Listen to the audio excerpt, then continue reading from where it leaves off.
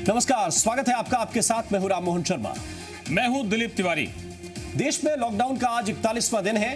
बीते 40 दिनों से जिस संयम के साथ देश ने सरकार और प्रशासन का सहयोग किया, आज शराब के ठेकों के सामने लगी कतारें और बेहिसाब उमड़ी भीड़ अलग अलग राज्यों की सरकारों से ये सवाल पूछ रहे हैं कि क्या इसी तरह से नियमों का पालन होगा, और अगर नियमों का पालन आपको ऐसे ही करवाना है तो फिर 40 दिनों की तपस्या का मतलब क्या था।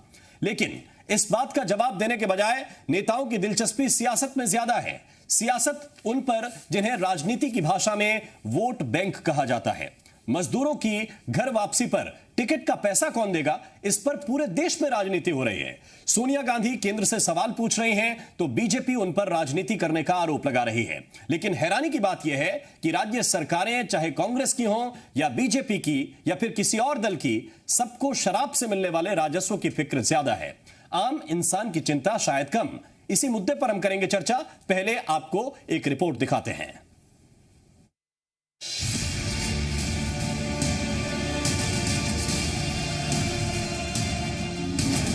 राजधानी दिल्ली,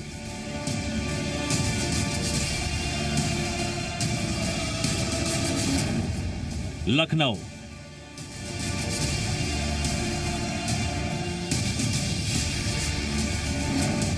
देहरादून,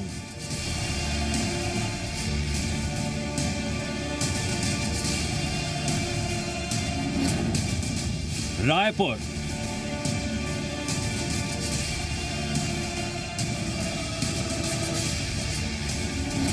चंडीगढ़,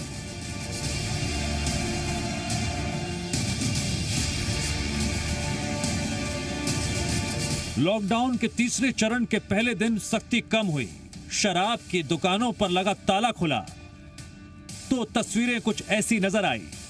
अलग अलग राज्यों से, अलग अलग शहरों से, अलग अलग जिलों से।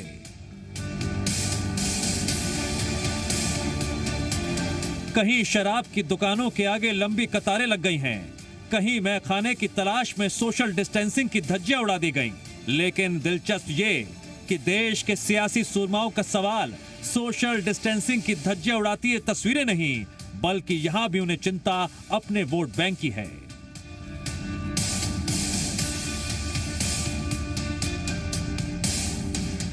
देश की सियासत में मजदूरों पर महाभारत छिड़ गई है। कांग्रेस ने पहले लेटर जारी कर केंद्र सरकार पर ट्रेन से वापस लौट रहे प्रवासी मजदूरों से किराया वसूलने का आरोप लगाया। फिर कांग्रेस अध्यक्ष सोनिया गांधी ने वीडियो जारी कर कहा, श्रमिकों से किराया वसूलना ठीक नहीं, श्रमिक राष्ट्र निर्माता हैं और दान के पैसों पर सबसे पहला हक उन्हीं का है। कांग्रेस ने इसके साथ ही ऐलान किया वो रेलवे की ओर से श्रमिकों से वसूले जा रहे शुल्क का खर्च खुद उठाएगी। संकट की इस घड़ी में भारत सरकार और रेल मंत्रालय घर वापस लौटने के लिए रेल यात्रा का किराया और स्पेशल चार्ज वसूल रहे हैं। उम्मीद थी कि दाम में आए हजारों करोड़ रुपए पर पहला अधिकार हमारे राष्ट्र निर्माताओं का होगा। क्योंकि सोनिया गांधी ने अपने वीडियो में दान का जिक्र छेड़ा था, लिहाजा सत्ताधारी बीजेपी ने उनके बयान में आए दान शब्द को पकड़ लिया। बीजेपी प्रवक्ता संबित पात्रा ने ट्वीट के जरिए सोनिया गांधी को जवाब दिया तो हरियाणा सरकार में मंत्री अनिल विज ने पूछ लिया, कांग्रेस ने कोरोना के खिलाफ जारी जंग में कितना दान दिया है। कांग्रेस ने बहुत पैसा कमा रखा है, कांग्रेस कहीं भी खर्च कर सकती है। अभी तो चौनी दी नहीं किसी के दान में, कहीं पर कोई किसी भूखे को रोटी नहीं खिलाई। इतनी जगह पर कैंप लगे, किसी को कुछ नहीं दिया। कुल मिलाकर कहें तो मैखानों के सामने लगी भीड़ पर चुप्पी साधे बैठे सियासत के सूरमा अपनी सहूलियत के लिहाज से मजदूरों के किराए के मसले को हवा दे रहे हैं। ब्यूरो रिपोर्ट, जी मीडिया। तो ये तस्वीरें आपको बहुत कुछ बताती हैं। हम तस्वीरें दिखा रहे हैं, हम आपको ये भी बता रहे हैं कि कहां क्या चल रहा है। फैसला आपको करना है, क्योंकि जनता ही इस देश की असली मालिक है, बाकी सब चौकीदार हैं। इस वक्त हमारे साथ खास मेहमानों का पैनल है। पवन बंसल हैं, 4 बार के सांसद रहे हैं, पूर्व रेल मंत्री हैं, चंडीगढ़ से आते हैं, सरल और सौम्य स्वभाव के हैं। बंसल जी, बहुत बहुत स्वागत है आपका। मैंने आपको लंबे समय तक संसद में कवर किया है और आपकी जो कहूँ मैं राजनीतिक हैसियत और राजनीतिक विरासत से वाकिफ हूँ मैं, और मैं आपके काम करने के अंदाज से वाकिफ हूँ। बहुत बहुत स्वागत है आपका।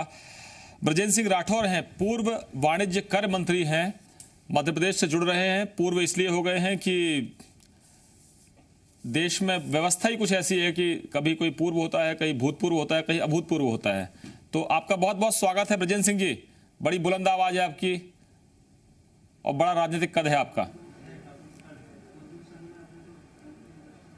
अब प्रद्युम्न सिंह तोमर जी जुड़ रहे हैं। इनकी तस्वीरें हम अक्सर देखते हैं कि ये विधायक रहते, मंत्री रहते, कभी नाले में उतरकर सफाई भी करते थे। मैंने तो ऐसी तस्वीरें बहुत कम देखी हैं। लेकिन तोमर साहब, बहुत बहुत स्वागत है। बीच में कुछ बेटे की तस्वीरें भी आई हैं, आपने माफी मंगवाई, उसका जिक्र हम कर लेंगे बाद में, लेकिन बेटा तो नादान है, आप समझदार हैं। बहुत बहुत स्वागत है आपका। हमारे सहयोगी हरीश दिवेकर जुड़ेंगे। सबसे पहले हम चलते हैं बंसल साहब के पास। बंसल साहब, आपका इतना लंबा राजनीतिक करियर है, आपने मनमोहन सिंह जी के साथ काम किया, केंद्रीय मंत्री के तौर पर। रेल जो है वो राजनीति का शिकार होती रही है, रेल मंत्रालय राजनीति का शिकार होता रहा है। लेकिन आज तो ये राजनीति है कि मजदूरों को लाएं कैसे, रेल से लाएं, बस से लाएं, ट्रक से लाएं। जो सीमेंट का मिक्सचर है, जो जिससे सीमेंट मिक्स की जाती है, गिट्टी और सीमेंट, उसमें मजदूर आ रहे हैं। या अगर आप देखें तो कहीं कहीं छुप के मजदूर आ रहे हैं। ट्रकों के सामने सब्जी है तो पीछे मजदूर छुपे हुए हैं। या फिर दूध का टैंकर है जिसमें मिल्क पूरा भरा जाता है, उसके अंदर से लोग निकल रहे हैं। कैसी खतरनाक तस्वीरें हैं, दिल दुखाने वाली तस्वीरें हैं।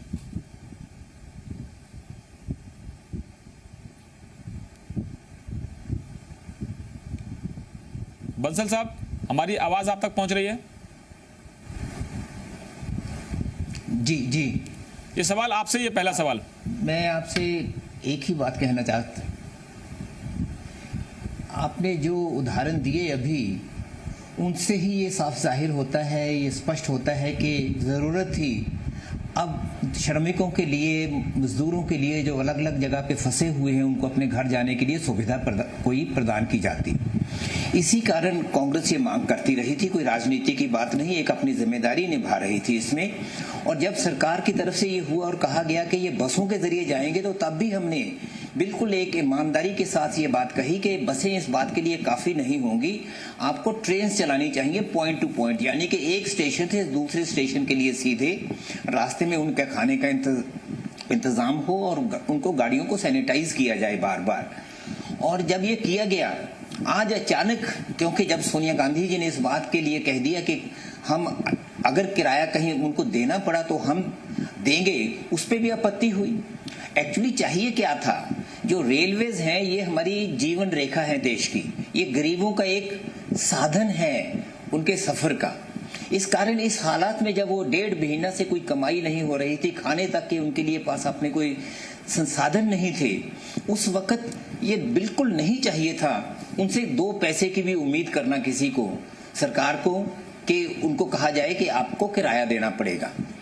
बहुत ताज्जुब की बात है कि एक तरफ तो रेलवेज 151 करोड़ रुपया प्राइम मिनिस्टर केयर फंड में दे रही है, वो किस बात के लिए? वो लोगों को एकदम ये कहती कि जो प्रांतीय सरकारें हैं, आप अपने अपने जो मजदूर जाना चाहते हैं उनको रेलवे स्टेशन पे ले आइए, वहां से गाड़ी ये चलेगी, बाकी काम हमारा रह जाएगा। ऐसा क्यों नहीं किया गया? इसलिए ये सवाल वाजिब हैं, स्वाभाविक हैं एक हमारे लोकतंत्र में उठाना। अगर ये सवाल उठाए जाएं, उससे उत्तेजित होने की जरूरत नहीं होती सरकार को तो बल्कि एक्सप्लेनेशन देने की जरूरत होती है कि हाँ, कमियां रह जाती हैं, बहुत बार फैसले गलत होते हैं, उसको बदल लिया जाता है। फैसला लॉकडाउन का हफ्ता पहले हो जाना चाहिए था। मध्य प्रदेश का आपने जिक्र किया, मध्य प्रदेश में कांग्रेस की सरकार को गिराने के कारण हफ्ता पूरे देश में लॉकडाउन लेट कर दिया। बाद में जब हम कुछ महसूस करते थे कि अब लॉकडाउन थोड़ा थोड़ा खोल देना चाहिए, तो उस वक्त ध्यान नहीं दिया। अब जब खोल दिया तो पूरा खोल दिया। चलिए, ये सरकार की जिम्मेदारी है, जहां जहां किया, मैं उसके निजी तौर पे उसके हक में हूं, क्योंकि लंबे समय तक जब सरकार की तरफ से श्रमिकों को कोई किसी ढंग का भी कोई सहायता नहीं, तो ये जो ठप हो चुकी है हमारी अर्थव्यवस्था, फिर पुनर्जीवित करने के लिए। बंसल साहब, आप रेल मंत्री रहे हैं, आपको पता होगा, क्योंकि आपके पास सारा जो इंपॉर्टेंट इंफॉर्मेशन रही होगी। पूरे हिंदुस्तान की अगर मैं बात करूं तो जो ट्रेन चलती है उसमें बेटिकट यात्रियों की संख्या बेहिसाब होती है। कई बार कई इलाकों में तो टिकटें ली ही नहीं जाती है, और ये अक्सर आपके रेल के घाटे का कारण भी होता है। जो यात्री ट्रेन है, पैसेंजर ट्रेनों की बात मैं कर रहा हूँ, ऐसा नहीं कि सब बिना टिकट चलते हैं, लेकिन आज के दौर में अगर हम बिना टिकट ट्रेन चला दें और सिर्फ मजदूरों के लिए चला दें और कह दें कि आपको बताना पड़ेगा कि आप यहाँ से यहाँ जा रहे हैं या आपके पास सर्टिफिकेट होगा या जो भी व्यवस्था होगी, ये संभव नहीं क्या? ये बिल्कुल संभव था, यही ही करना चाहिए था। मैंने जैसे अभी पहले इसी बात का जिक्र मैंने किया था, यही अर्ज की थी मैंने कि अलग अलग स्टेशन पे ट्रेन्स लग जाती, ऐलान हो जाता कि यहाँ से ये ट्रेन दिल्ली से पटना के लिए चलेगी, ये ट्रेन पानीपत से मुरादाबाद जाएगी। उदाहरण के तौर पे कह रहा हूँ, कहीं भी कोई ट्रेन का जिक्र होता, वहाँ की प्रांतीय सरकारें वहाँ श्रमिकों को लेके स्टेशन पे पहुंचती और बाकी का काम रेलवेज को संभाल लेना चाहिए था। आज के दिन रेलवेज को ये जरूरत नहीं थी किसी ढंग से प्रधानमंत्री जी पे ये असर डालने का कि हम भी आपके कोष में 151 करोड़ दे रहे हैं, वो यही 151 करोड़ उधर लगाते। ये मैं मानता हूं रेलवेज के पास बहुत पैसा नहीं है। रेलवेज एक आम आदमी का एक साधन है, एक उसके सफर का, उसके आवाजाही का, और वो कम पैसे पे है। बसों के मुकाबले 5वां हिस्सा है इसमें किराया। तो रेलवेज के पास बहुत पैसा नहीं होता, फिर क्या जरूरत थी कि रेलवेज 150 करोड़ उधर तो दें और दूसरी तरफ लोगों से वसूल करने की बात करें। आज के दिन जो रेलवेज ने दूसरा काम बहुत अच्छा किया था कि आइसोलेशन वार्ड्स कुछ गाड़ियों में बना दिए, कोई हॉस्पिटल्स बना दिए, ये अच्छा काम किया था। ऐसा ही अच्छा काम ये करना चाहिए था, गाड़ियां खोल देते 10 दिन के लिए, 15 दिन के लिए सभी जगह से, कि वहां गाड़ियां जाएंगी, उनमें आप बैठिए। उनको आप ये ना कहिए कि वो विदाउट टिकट हैं, वो बिना टिकट हैं, कोई जुर्म उनका है, ये नहीं। आज एक सहूलत मिलनी चाहिए थी उनको। ये सहूलत कोई राजनीति की बात नहीं।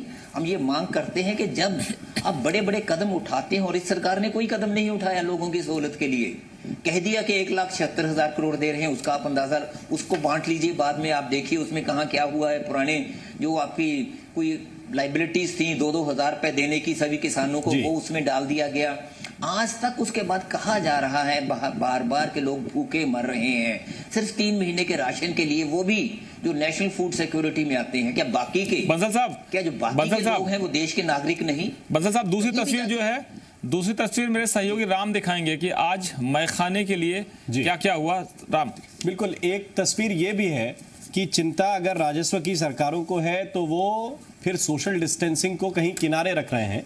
ब्रजेंद्र सिंह राठौर साहब, आपके पास तो ये जिम्मेदारी रही है मध्य प्रदेश में जब आप मंत्री रहे, अब आपके साथ प्रद्युम्न सिंह तोमर भी जुड़े हुए हैं, वो भी आपके सहयोगी रहे हैं, आप बीजेपी में चले गए, उनसे भी बात करेंगे। लेकिन ये जरूरी था क्या ऐसे वक्त में कि आप ठेके खोल दीजिए और ठेकों पर भीड़ देखिए कितनी बेहिसाब है, बहुत कम जगह है जहां पे सोशल डिस्टेंसिंग का पालन हुआ है। देखिए, मैं अगर अपनी तरफ से बात करूं तो किसी भी हालत में शराब की दुकानों को अभी नहीं खोला जाना चाहिए था। पहली प्राथमिकता सरकार की होनी चाहिए थी कि जो मजदूर, जो लोग बाहर फंसे हुए हैं, नंगे पैर पैदल चल चल कर आ रहे हैं, जिनके पास खाने पीने के लिए एक वक्त की रोटी नहीं है, उनको पहले उनके घर व्यवस्थित करना चाहिए था। उनके परिवार के लोग जो उनके ऊपर आश्रित हैं, जो अपने गांव में फंसे हैं, उनकी व्यवस्था करना चाहिए थी। एक तरफ मंदिर हमारे बंद हैं, मस्जिद हमारी बंद है, चर्च गुरुद्वारे हमारे बंद हैं, लेकिन शराब की दुकानें हम खोलने का निर्णय कर रहे हैं। ये निश्चित रूप से बहुत ही खतरनाक स्थिति है। ना तो इससे सोशल डिस्टेंसिंग होगी और इससे जो है अवैध तरीके से व्यापार। ब्रजेंद्र सिंह जी, क्योंकि रेड जोन में आप कहते हैं कि हमने बंद कर रखा है। ब्रजेंद्र सिंह जी, आपने बचन साहब की मधुशाला पढ़ी होगी, सुनी होगी, आप तो पूर्व मंत्री भी हैं। बैर कराते मंदिर मस्जिद, मेल कराती मधुशाला जी। तो ये मेल बहुत घालमेल तो नहीं हो गया? सोशल डिस्टेंसिंग, फिजिकल डिस्टेंसिंग, सरकारों की चिंता, और एक जो है एक अच्छी जो बात आई है, आपके यहाँ के एक आईपीएस हैं, सर्विंग आईपीएस हैं, उन्होंने जो कही है, जरा एक बार वो फिर से दिखा देते हैं। उन्होंने ये कहा है कि साहब जो शराब के ठेके के लिए लाइन में शराब के ठेकों पर शराब के लिए लाइन में लगा हुआ है, उसको किसी भी तरह की सुविधाएं नहीं होनी चाहिए और उसके हाथ में स्याही लगानी चाहिए कि ये शराब की दुकानों में गए थे और शराब का इस्तेमाल कर रहे हैं, तो इनको किस बात की मदद मिल जाए? अब देखिए, अब आईपीएस अधिकारी हैं तो निश्चित रूप से अनुभवी हैं, उन्होंने जो बात बोली है सोच समझ कर ही बोली होगी। मेरा ऐसा मानना है, ठीक है, कोई बहुत शौकीन है उसमें मैं व्यवधान नहीं करता, लेकिन वर्तमान के जो हालात हैं इसमें किसी भी हालत में शराब की दुकानों को परमिशन नहीं देना चाहिए। मैं स्वयं मंत्री इस विभाग का था, मैंने 19 मार्च को लिखित में इस बात के निर्देश दिए थे कि तुरंत जो है शराब की दुकानों को बंद किया जाना चाहिए मध्य प्रदेश में। हालांकि उसके बावजूद फिर सरकार बदल गई, आपको भी मालूम है। और सच बात तो यह है कि ये जो मजदूर हमारे फंसे हैं, मैं बुंदेलखंड से आता हूं और सबसे ज्यादा मजदूर, आज भी मैं एक हेल्पलाइन चला रहा हूं जिसमें सबका डाटा इकट्ठा कर रहा हूं, हजारों की संख्या में लोग फंसे हैं। यदि लॉकडाउन करना था, अगर 7 दिन पहले इसकी सूचना दे दी गई होती तो ये मारामारी पूरे हिंदुस्तान में नहीं होती। और ट्रंप साहब के स्वागत के बजाय अगर हमने सच में उस वक्त ध्यान दिया होता तो ये जमाती करके और दूसरी बातें करके शायद देश में विभाजन की भी स्थिति नहीं होती। प्रद्युम्न सिंह तोमर जी हैं हमारे साथ, का फेल्यूर रहा है जिसका परिणाम आज दुष्परिणाम हमारे सामने है। तोमर साहब, ये आपको लगता है, आप चूंकि बृजेंद्र सिंह के साथ आपने लंबा वक्त कैबिनेट में भी गुजारा है और कार्यकर्ता के तौर पे भी गुजारा है, अब आप बीजेपी के साथ हैं, लेकिन क्या आपको लगता है कि ये निर्णय जो है शराब के ठेके खोलने का, ये अभी नहीं होना चाहिए था?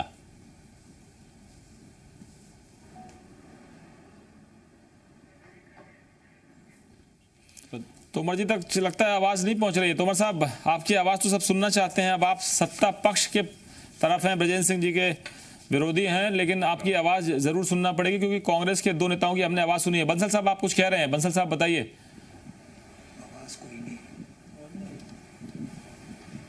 पवन बंसल जी, आपको हमारी आवाज आ रही है? हम आपसे जानना चाहते हैं कि हम जो सवाल उठा रहे हैं कि एक आईपीएस ऑफिसर ने एक सुझाव दिया है कि जो लोग शराब के लिए लाइनों में लगे हैं उनमें से बहुत से ऐसे लोग हैं जो सरकार की मदद के भी इंतजार में होंगे, अनाज के लिए, बाकी व्यवस्थाओं के लिए।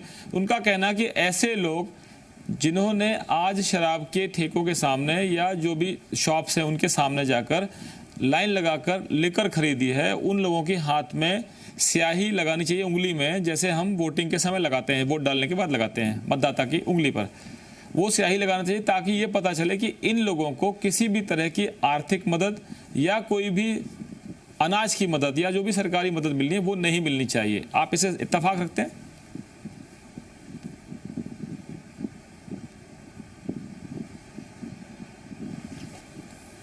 बंसल साहब, आप सुन पा रहे हैं हमें? तकनीकी दिक्कतों का मामला लगता है। बंसल साहब तक हमारी आवाज पहुंच नहीं रही है। जी बंसल साहब, तोमर साहब, अब आप सत्ता पक्ष के साथ हैं, 2 हमारे साथ कांग्रेस के नेता जुड़े हुए हैं जो पहले आपके सहयोगी रहे हैं, ब्रजेंद्र सिंह राठौर हैं, पवन बंसल जी हैं, पूर्व रेल मंत्री चंडीगढ़ से हमारे साथ जुड़े हुए हैं। कह रहे हैं, हम ये बात कर रहे हैं कि शराब के ठेके मैखाने खोलने की जरूरत क्या थी? सारा लॉकडाउन का जो आपने पूरा हिसाब किताब बनाया था वो बिगाड़ दिया। देखिए, मैं आपको ये बता दूं कि बड़े सम्मान के साथ ये कहना चाहता हूं कि मध्य प्रदेश में, मध्य प्रदेश की गवर्नमेंट तो नावों में जो भी शराब बिकवाना चाहती थी और घर घर शराब की डिलीवरी कराना चाहती थी जी, उस चीज का विरोध कैबिनेट की बैठक में मैंने खुद ने किया है। इसलिए यह आरोप लगाने का इनको अधिकार नहीं है। प्रद्युम्न सिंह तोमर जी, अगर ये तय कर लेते तोमर साहब कि मध्य प्रदेश में सरकार नहीं बिके, प्रद्युम्न सिंह तोमर जी, सरकार की चिंता थोड़ी बाद में कर लेंगे, अभी चिंता इस बात की है कि 40 दिनों तक आपने खुद ने तपस्या की है, घर में है ना आप। अब जो लोग घर में हैं 40 दिनों से, बिल्कुल हूं, तो जाहिर है कि ये जो ठेकों के बाहर चल रहा है तमाशा, ये जरूरी था क्या ऐसे वक्त में? जी देखिए, मैं आपसे कहना चाहता हूं, अगर आप शराब पीते नहीं हो तो कोई पिला नहीं सकता। और शराब जो पीते हैं उन्हें कोई रोक नहीं सकता। तो ये 45 दिन से क्या कर रहे थे? उसको रोकने के लिए आप ये देखिए 45 दिन में हमने पूरी तन्मयता के साथ सरकार ने काम किया और अंकुश लगाने की कोशिश की, पर आपको ये मालूम होना चाहिए जी कि ये बुराई दूर करने के लिए हम सबको सामाजिक स्तर पर जब हम सुधरेंगे तब युग सुधरेगा। अरे तोमर साहब, देना बहुत तोमर साहब करना बहुत कठिन काम है। तोमर साहब, जिन महाराज के साथ आप आए हैं, पहले आपकी पार्टी का नारा था जी माफ करो महाराज, वो कहते थे ना, माफ करो महाराज हमारे नेता शिवराज। आपने अब शिवराज को नेता मान लिया, महाराज को भी आप साथ ले गए। मैं आपसे पूछ रहा हूं कि यही पार्टी तो कहती है पार्टी विद द डिफरेंस, चाल चरित्र और चेहरा। जनता को क्या बता रहे हैं अब आप? 45 दिन से लॉकडाउन में घर के लोग अंदर बंद पड़े हैं, आप कह रहे हो सेल्फ आइसोलेशन में रहिए, क्वारंटाइन में रहिए, सोशल डिस्टेंसिंग करिए, आप फिजिकल डिस्टेंसिंग करिए, और आप शराब पिलाने की लाइन लगवा दी आपने। आप एक बात आप नहीं, बिल्कुल गलत है। मैं आपसे पूरी बात सुन लीजिए, आप पूरी बात सुनिए। आपने कहा कि महाराज बीजेपी में चले गए, हमने शिवराज जी को नेता मान लिया। हमारी बात सुन लीजिए, हम जनता के सेवक हैं। बिना सत्ता के रह नहीं पाते, चुना है भाई साहब, बिना सत्ता के रह नहीं पाते, बिना सत्ता के रह नहीं पाते। तोमर साहब, ये गलतफहमी जनता दूर करेगी, जनता दूर करेगी गलतफहमी। 2 मिनट में सत्ता छोड़ दी, जनता दूर करेगी भाई साहब। ये हमने क्या कहा, हम अरे भाई साहब, मेरा ये कहना है चिंता आपको करनी चाहिए। हम काहे की चिंता करें, हम तो जनता की चिंता कर रहे हैं। जनता सब जानती है, जनता सब जानती है, करती है, जनता सब जानती है। हम भी जानते हैं, हम जानती है, जनता ये जानती है कि ग्वालियर में बाईपास के लिए बजट नहीं मिलता था। इसका जवाब मुझे कोई दे जिसके लिए मैं कैबिनेट नाली में उतर के गंदगी साफ करते आपको देखा है, लेकिन राजनीतिक गंदगी कौन साफ करेगा? ब्रजेंद्र सिंह राठौर साहब कह रहे हैं कि कैबिनेट की बैठक में इन्होंने विरोध किया था। आप गली गली गांव घर में होम डिलीवरी कराना चाहते थे। आप तो बता दीजिए, अब तो विरोधी हो गए हैं, आप तो साथ में नहीं, आप बता दीजिए। आप तोमर साहब की बात का जवाब दीजिए। कैबिनेट में जो निर्णय होते हैं सामूहिक रूप से निर्णय होते हैं। अगर तोमर साहब हमारे पुराने साथी हैं, आज वो भारतीय जनता पार्टी में अपने सिद्धांत बदल के चले गए हैं, वो उनकी पार्टी में स्वागत होगा।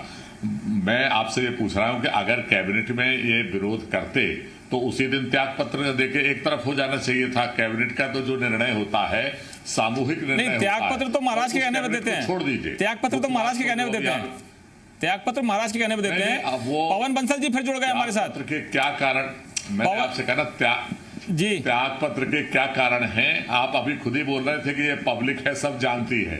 वो हमारे मुंह से अपना कहलवाओ, वो भी जानते हैं, पब्लिक जानती है, सब जानती है। उसके परिणाम भी सामने आपको वो बड़े सम्मानीय नेता हैं। वो आदरणीय ब्रजेंद्र सिंह जी को बताना चाहता हूँ, वो बड़े सम्मानीय नेता हैं, मेरे बड़े हैं। जब कैबिनेट में बैठक चली थी तो मैंने विरोध किया था, इसके साथ मेरे पास है। राठौर साहब आप भी रुकिएगा जरा, राठौर साहब लेकिन आप फिर अगर ऐसा, राठौर साहब आप भी रुकिए जरा, मैं 2 मेहमानों को आज जोड़ लेता हूं। सुबोध उनियाल साहब जुड़ गए हैं, उत्तराखंड के कृषि मंत्री हैं, और हमारे साथ जेपी दलाल साहब हैं, कृषि मंत्री हैं हरियाणा के। आज ज्यादातर कृषि मंत्रालय से जुड़े हुए लोग हमारे साथ हैं, बड़े वरिष्ठ नेता हैं, पवन बंसल जी हैं, पूर्व रेल मंत्री, उनसे भी संपर्क हमारा जुड़ गया है। रेल की कनेक्टिविटी होती है, लेकिन आजकल टेक्नोलॉजी थोड़ा धोखा दे रही है। जेपी दलाल साहब, ये मैखाने जो खुल जाएंगे तो सोशल डिस्टेंसिंग कैसे होगी? मैं खाने के बाद जब आदमी लड़खड़ाएगा तो वो घर तक कैसे पहुंच पाएगा? वो तो सड़क में मिलेगा आपको, फिर आप सोशल डिस्टेंसिंग करवाइए। देखिए जी, ये जरूरी नहीं है कि लोग मैखाने से ही पिए, और ये भी तो हो सकता है कि लोग मैखाने से लेकर घर में आके पिए।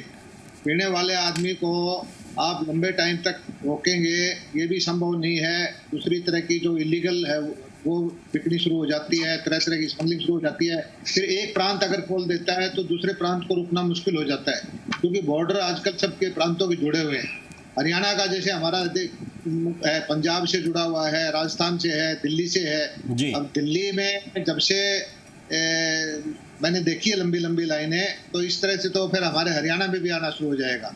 हरियाणा सरकार को भी किसी तरह सोशल डिस्टेंसिंग का पालन करते हुए, जिस तरह से हमने मंडियां चलाई है, इस तरह से अगर कोई नीति उठा के धीरे धीरे जो करके ये खोलना तो पड़ेगा ही। जी, सुबोध उनियाल साहब, आपको भी लगता है जरूरी है? जी, शराब की दुकानें खोलना जरूरी है, मजबूरी हो जाएगी सरकार की, आपको ऐसा लगता है? देखिए, ये भारत सरकार ने निर्णय लिया है और मुझे भी स्वयं बड़ा आश्चर्य आज भीड़ देख के हुआ, लेकिन गनीमत ये थी कि जो फिजिकल डिस्टेंसिंग का जो मापदंड है उसको पूरी तरह से उसका पालन किया गया है। 70% जगह की तस्वीर जो हम देख रहे हैं, थी, मुझे सरप्राइज हुआ। जो हमारे पास फुटेज आ रही है अलग अलग शहरों से, अगर आप देखेंगे तो लगभग 50 से 70% ठेके ऐसे हैं। आपकी आवाज बहुत कम आ रही है, कारण क्या है? वो उसका पालन नहीं कर रहे हैं वहां पे, सोशल डिस्टेंसिंग का। जी, सोशल डिस्टेंसिंग का पालन नहीं हो रहा है ठेकों के बाहर।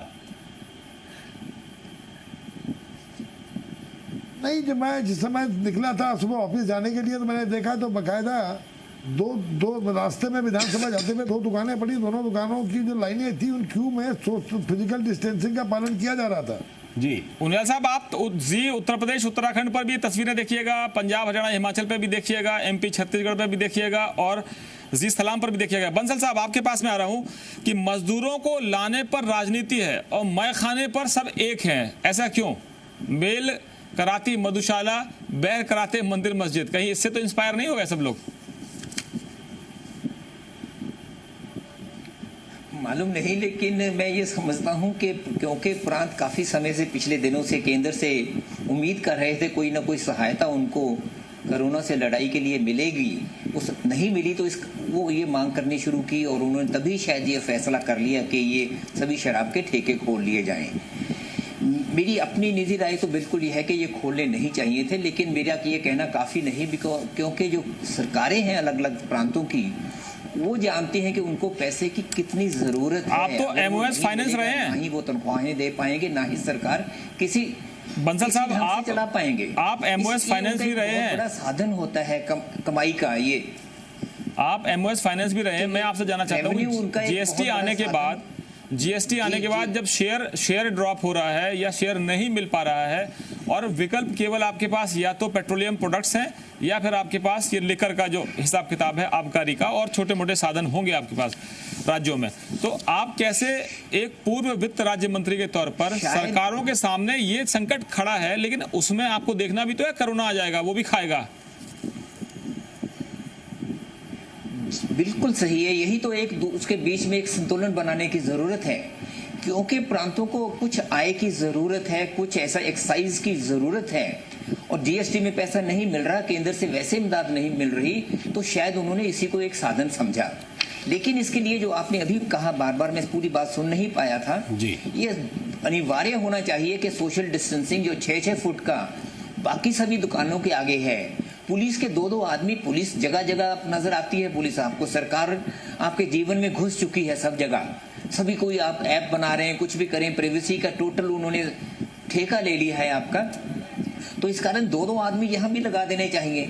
और मैं निजी तौर पे इस बात पे भी मुत्फिक हूँ जो एक आपने IPS ऑफिसर की राय का जिक्र किया कि जो शराब की एक बोतल लेने के लिए पहुंच जाता है उस पर लगा दीजिए वहाँ निशान, उसको और सहायता नहीं मिलनी चाहिए। मैंने यहाँ बहुत गरीब वो देखे हैं जिनको कोई सहायता किसी ढंग की नहीं मिल रही, उनके लिए किसी सरकार की तरफ से कुछ नहीं हुआ। मैं तो एक जगह से आता हूँ, यहाँ किसी ढंग का उन लोगों के लिए नहीं हुआ जिनको इस चीज की जरूरत थी। नेशनल फूड सिक्योरिटी एक्ट से उनका नाम कट गया, पुराने लाइसेंस अपने राशन कार्ड उनके पास है, उनको नहीं दिया जा रहा। इस कारण शायद ऐसी समस्या ये पैदा हो गई, इससे निपटा जा सकता था। ये सुबोध उनियाल साहब आ गई आपकी वो उन लोगों को उनके जगह पे लेके जाने के लिए। जी सुबोध उनियाल साहब और JP दलाल साहब, आपसे दोनों से पूछ रहा हूं कि जो बंसल साहब ने बात कही, एक IPS ऑफिसर है मध्य प्रदेश के, उनका कहना है कि जो लोग इस वक्त मैखाने के बाहर शराब खरीदने के लिए लाइनों में है, उनके हाथ में वो इंक लगानी चाहिए। जब हम वोटिंग के वक्त जाते हैं तो मतदाता के हाथ में जो स्याही लगती है वो लगानी चाहिए, ताकि पता चले कि इन लोगों को सरकारी मदद की, सरकारी इमदाद की ज़रूरत नहीं है, चाहे वो राशन का मामला हो और चाहे और भी हिसाब किताब हो। आप दोनों क्या कहेंगे इस पर? देखिए, व्यवहारिक तौर पर तो मैं मानता हूँ IPS अफसर का कहना बिल्कुल ठीक है। जिस तरह से आज क्योंकि जो मदद की आवश्यकता उस व्यक्ति को इसलिए दी जा रही है मदद, क्योंकि आप देखें पिछले सेकेंड फेज जो लॉकडाउन का था, इसमें दुकानें खोल दी गई थी और जिसके पास पैसे की उपलब्धता थी वो सामान ले रहा था। तो निश्चित रूप से मदद की आवश्यकता उस व्यक्ति को है जिसके आर्थिक संसाधन नहीं है। और जो व्यक्ति सीधे सीधे लॉकडाउन में पहले दिन ही शराब की दुकान में लाइन लगा के जा रहा हो, मैं उन IPS अफसर की बात से पूरा इत्तेफाक करता हूँ। तो वास्तव में वो व्यक्ति मदद का हकदार नहीं होना चाहिए। जेपी साहब, मुझे ये व्यवहारिक नहीं लगता, क्योंकि राशन जो मिलता है, एक परिवार में राशन कार्ड में 6 आदमी, 7 आदमी, 8 आदमी या 5 आदमी से ज़्यादा ही होते हैं आमतौर पे, और शराब लेने एक आदमी आता है। तो एक आदमी जब राशन लेने जाएगा तो उसको निशान से वो बाकी का राशन कैसे रोक पाएगा? जी जी, इस वक्त एक और खास मेहमान है हमारे साथ, वीरेंद्र शर्मा। आप एडवोकेट हैं लुधियाना वाइन एसोसिएशन के। आपको लगता है वीरेंद्र शर्मा जी, ये ज़रूरी था सरकारों की सेहत के लिए या शराब व्यापारियों की सेहत के लिए, कि देश की सेहत के साथ खिलवाड़ थोड़ा सा कर लेते हैं? देखिए दोस्तों, मेरा ये मानना है कि ये के साथ जो कोविड-19 चल रहा है उस हिसाब से तो है, लेकिन जो सरकारों के पास रेवेन्यू नहीं है, जो सरकारों के पास पैसा नहीं है, उसके लिए इन सरकारों को ये लिक्विड इवेंट्स खोलने ही पड़ेंगे। आज खोलें, हफ्ते में खोलें, 10 दिन में खोलेंगे, लेकिन एक समय देना चाहिए, सोशल डिस्टेंस के नॉर्म्स फॉलो करने चाहिए।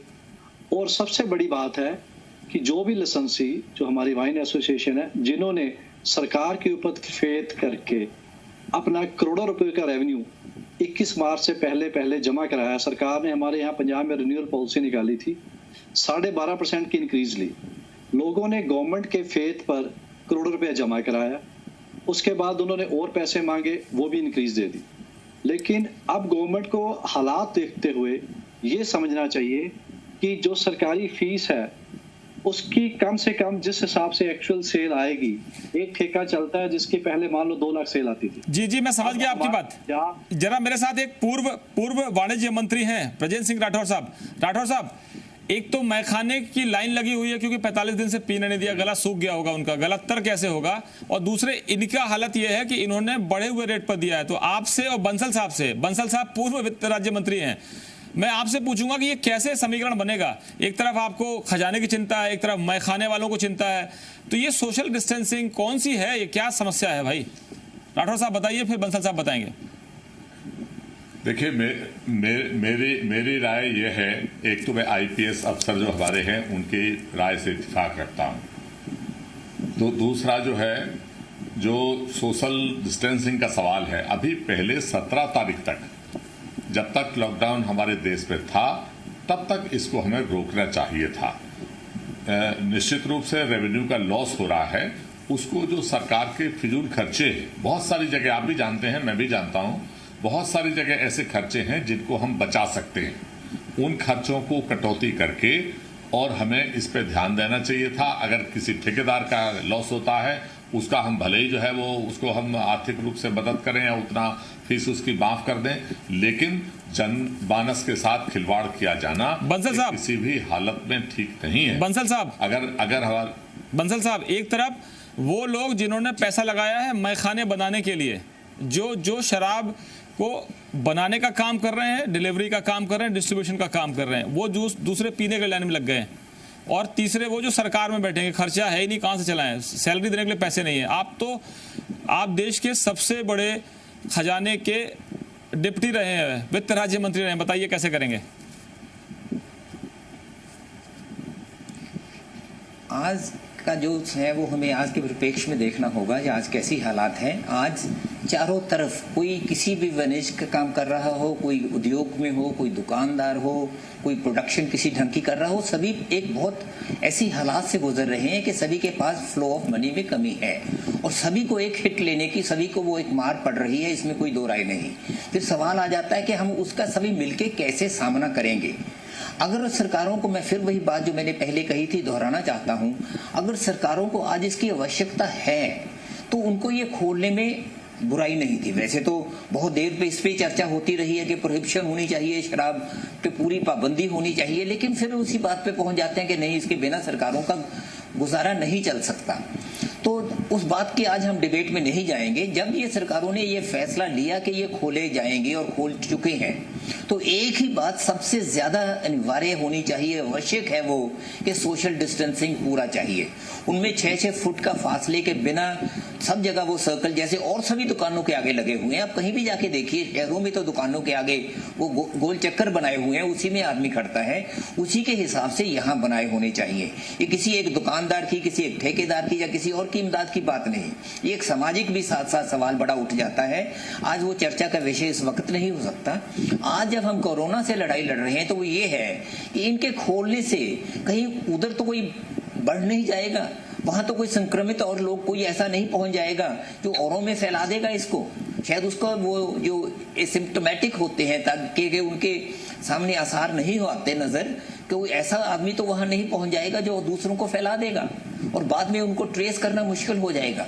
इन सवालों के लिए ये जरूरी है कि 6 फुट का फासला हो, मास्क पहने के बिना नहीं हो, ग्लव्स पहने हो, अपना एक अपने वाहन में अपने पैदल आए, अकेला है, उसमें ये सब बातों को देखते हुए ही करना चाहिए। जी, तोमर साहब, इसके लिए सरकार को, जो खासतौर पे वो जो पुलिस विभाग है, अंडर प्रेशर है, काम कर रहे हैं बहुत, उनको ये भी सहना पड़ेगा, उनको ये काम भी करना पड़ेगा साथ साथ कि इसकी वो पालना सही ढंग से करवाई जाए। जी जी, प्रद्युम्न सिंह तोमर जी, मध्य प्रदेश में रेड जोन में हालांकि प्रतिबंध लगाया गया है और ये प्रतिबंध जो रेड जोन के क्षेत्रों में शिवराज सिंह चौहान की सरकार ने लगाया है, ये प्रतिबंध आपको नहीं लगता कि 10-12 दिन इसमें दिक्कत हो जाती क्या? सिर्फ 2 ही हफ्ते की तो बात थी जो ब्रजेंद्र सिंह राठौर जी आपको सुझाव दे रहे हैं।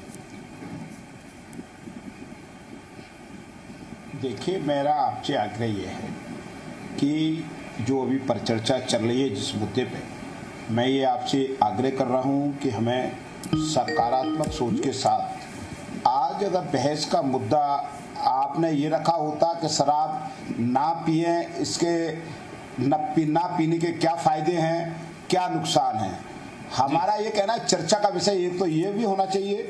आपने कहा कि सोशल हमारी निश्चित दूरियां, इसके लिए हमें ज़रूरत है कि इस समय राजनीति से हट कर के हमें सारी पार्टियों को, सामाजिक संस्थाओं को, इलेक्ट्रॉनिक और प्रिंट मीडिया को, जो कर भी रहे हैं, हम सबको ये प्रचार प्रसार करना है कि इतनी निश्चित दूरियां रखनी है, इससे हमें लाभ मिलेगा, हमें मास्क लगाना है। ये उदाहरण हमें पेश करने होंगे जब, क्योंकि हमेशा ऊपर से, हिंदुस्तान में ऊपर से रास्ता दिखाया जाता है, जैसा हमारे नेता करेंगे वैसा ही समाज करती है। तो मैं आग्रह करना चाहता हूं कि हमारे हर पार्टी के वरिष्ठ नेतृत्व को ये चाहिए कि वो मैसेज दें। आप जहां पे उनको लगता है ये मैसेज यहाँ पे नहीं है, तो पहले हम स्वयं पे प्रयोग करें, और हम करेंगे तो हमें विश्वास है लोग हमारी बात को मानेंगे। लेकिन तोमर साहब, हमारी अपील को कोई सुनने को तैयार नहीं। लेकिन तोमर साहब, हम कहते हैं, आप मेरी बात पूरी सुन लीजिए एक मिनट जी। हाँ जी जी, मैं आपसे ये कह रहा हूं कि मैखाने, सुनिए तोमर साहब, मैखाने खोले आपकी सरकार, व्यवस्था बनाए आपकी सरकार, बिगाड़े आपकी सरकार। आप समाज सुधार का काम जो है वो मीडिया को क्यों दे रहे हैं? जी, बिगाड़ने का काम तो आप कर रहे हैं, हम क्यों करें सुधारने का काम? देखिए, मैं नहीं बिल्कुल, देखिए एक काम करिए, सरकार सारा काम नहीं करती, ये नैतिक दायित्व हमारे प्रत्येक व्यक्ति का है। हम पार्टी में बाद में है, किसी में, पहले हम इंसान हैं और इंसान का कर्तव्य है, हम एक बाप के बेटे भी हैं, तो निभा कहाँ रहे हैं साहब? बेटे के बाप भी हैं। इंसान का कर्तव्य कब निभा रहे हैं? बनता है, मेरी बात सुन लीजिएगा। बात नहीं, अगर निभा रहे हैं तो हम आलोचनाओं में विश्वास नहीं करें। राठौर साहब तो एमपी की राठौर साहब आपसे इत्तेफाक नहीं रख रहे हैं। आप जाइए पंजाब में, राठौर साहब इत्तेफाक नहीं रख रहे हैं। आप जाइए पंजाब में, आप देखिए, मेरी बात आपसे क्या कहा, हमें उपदेश देना सरल है जी, उपदेशों पे अमल करना कठिन है। अच्छा, आपने पंजाब की बात की, आपने पंजाब की बात की, जरा दीप मल्होत्रा साहब जुड़ गए। एक सेकंड रुकिए, जरा रुकिएगा, तोमर साहब रुकिएगा। राठौर साहब एक लाइन बोल लेंगे, उसके बाद में दीप मल्होत्रा जुड़ रहे हैं। ये भी जो एक्स एमएलए हैं फरीदकोट के, और ये भी उसी बिजनेस से जुड़े हुए हैं जिसके लिए आज आप देख रहे हैं लंबी लंबी लाइनें जुड़ी हुई है। तो पहले आप बोलिए राठौर साहब, फिर दीप मल्होत्रा साहब। मैं ये कह रहा था, अभी हमारे मित्र जो है भाई कह रहे थे बड़े उपदेश वाली बात पे, उपदेश देना तो अलग बात है लेकिन मानना अलग बात है, और तमाम बातें कर। मैं पूछता हूँ, पार्टी भी अपनी माँ होती है, तो इसके साथ धोखा देना क्या ये अच्छी बात है? दूसरी बात, इन्होंने कहा कि कैबिनेट में मैंने शराब के उस पर विरोध किया था, आज कैबिनेट में नहीं है लेकिन भारतीय जनता पार्टी में है, इनकी ही सरकार है, तो क्या आपके चैनल के ऊपर अपनी सरकार के निर्णय का विरोध करेंगे, और अगर सरकार नहीं मानेगी तो क्या उससे इस्तीफा देंगे? दो बातें इनसे पूछ लीजिए। तीसरी बात जो है, आज मजदूरों के बारे में ध्यान देने की आवश्यकता है। राठौर साहब फंसे हुए हैं, जितना शराब। राठौर साहब जी, ये आपका दर्द, राठौर साहब ये आपका दर्द छलक रहा है या उनके जले पर नमक छिड़क रहे हैं? ये आपका दर्द है या आप उनके जले पर नमक छिड़क रहे हैं? मेरा दर्द नहीं है, मैं उनकी बात का उत्तर आपके चैनल पे चाह रहा हूँ। ये आपसे कह रहे हैं कि नहीं, तोमर साहब आपसे कह रहे हैं, तोमर साहब आपसे कह रहे हैं कि आपने पार्टी जो माँ के समान होती है उसके साथ धोखा किया, और कुशल उपदेश जो है देने में है आप, पर उपदेश कुशल बहुतेरे हैं। सुन लीजिए जी, आप मेरी बात सुन लीजिए जी। अरे मेरी बात सुन लीजिए, 2 मिनट प्रेम से सुनिए। अगर सोनिया गांधी जी कहती हैं कि कैबिनेट में मध्य प्रदेश की, आप सुन लीजिए, मध्य प्रदेश की कैबिनेट में जब ये प्रस्ताव पास होते थे, हम कहते थे कि ग्वालियर में गरीब के बाईपास सर्जरी के लिए बजट की जरूरत है। ग्वालियर ये इस पे आगे आएंगे, इस पर हम आगे आएंगे। हम आपकी लड़ाई पर नहीं, हम जरा बड़ी बात पे कर रहे हैं। जरा जेपी दलाल साहब, जेपी दलाल साहब, ये बड़ी बात है कि पार्टी लाइन से ऊपर उठकर, दलाल साहब, पार्टी लाइन से ऊपर उठकर हमको फैसला करना पड़ेगा कि देश के हित में क्या है। आपकी सरकार फैसला ना करे, दूसरी सरकार फैसला कर दे, आप पर दबाव आएगा। क्या करेंगे ऐसे हालात में? चाहता हूँ, हमने जनता के, तोमर साहब रुकिएगा, जनता का सम्मान जरूरी था। तोमर साहब रुकिएगा जरा, दलाल साहब बोल रहे हैं। जो किया था हमने कहा था कि हम अतिथि शिक्षकों को तोमर साहब रुकिए, उनियाल साहब भी हैं। तोमर साहब रुकिए, बात करने में थोड़ी बैठे रहेंगे जी। दलाल साहब बोलिए जी, बोलिए सर। समस्याएं खड़ी होगी जी, इश्यूज भी हैं कुछ। यहाँ अकेले शराब की दुकान पे सोशल डिस्टेंसिंग की बात नहीं है, किराना की दुकान पे भी भीड़ हो जाती है, वहां भी सोशल डिस्टेंसिंग रखनी पड़ेगी। मैंने अपने क्षेत्र में देखा कि लोगों ने जब उनको बीड़ी पीने वाले हैं, उनको बीड़ी नहीं मिली तो एक बीड़ी की दुकान को लूट लिया। तो हर तरह चीजों को जिसको आदत पड़ी है उसको धीरे धीरे करके कानून का पालन करते हुए उपलब्ध तो कराना ही पड़ेगा। दूसरा पहलू यह है कि सारी सरकारों का आज जो है सारे काम धंधे बंद हो गए हैं, रेवेन्यू सोर्स बंद हो गए हैं। सरकारों को चलाने के लिए भी जहां आसानी से बगैर जनता को तंग किए रेवेन्यू जहां से आ सके वो साधन उनको अपनाने पड़ेंगे।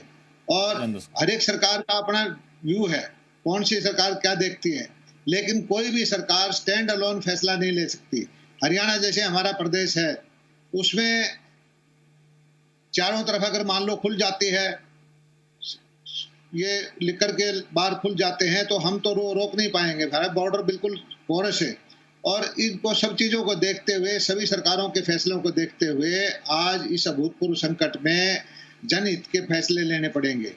और लोगों को एकदम से आप बंद भी नहीं किया जा सकता। जिन लोगों को, पीने वालों को सालों सालों से आदत पड़ी हुई है, उनको ये जरूर है कि इतनी व्यवस्था जरूर सरकार को करनी चाहिए कि जो सोशल डिस्टेंसिंग का हमारा पालन है वो सही मायने में होता रहे।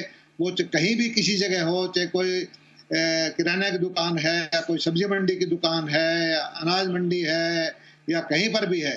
हमने इसका उदाहरण पेश किया है।